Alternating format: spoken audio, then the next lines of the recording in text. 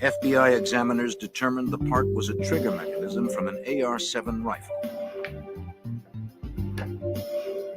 A gun that's easy to disassemble into small pieces for transport or disposal, which seemed exactly what the killer had done. Efficient. Yeah. He had also taken another step to distance himself from the weapon. He'd very carefully drilled out the serial number. Oh, shit. Often, a trained examiner can piece these numbers back together. But this killer had erased them for good.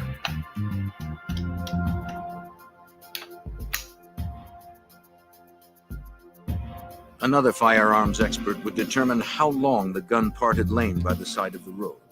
So a quick note on serial numbers, guys. The reason why it's so important for crooks to get rid of serial numbers is because with the serial number, you can trace the gun back. Okay. Think the ATF or the Bureau of Alcohol, Tobacco, Firearms, and Explosives, they're the ones responsible for any time you purchase a firearm, you have to fill out some paperwork.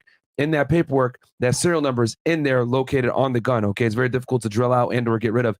And what happens is when you purchase that firearm, if that firearm's ever found on a crime scene or if it's ever discovered or reported stolen, whatever it may be, the feds are able to track it. And what they're going to do is, let's say they find your gun under, let's say I buy a gun and they find my gun at a murder scene 10 years prior. Well, they're going to, later, they're going to come back to me, say, hey, you were the one that purchased this gun on such and such date.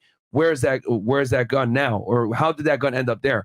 And I'm going to be like, oh, well, you know, I have a bill of sale, right? Hopefully you would have a bill of sale if you sold it.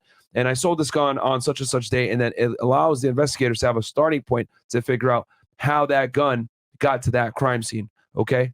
So when the serial numbers are drilled out and or removed or whatever it is, which is a federal crime, by the way, to scratch out serial numbers, it's much tougher for the investigators to go ahead and be able to trace that gun back and get a starting point. You had something, Mia? No, I just didn't know that it was illegal.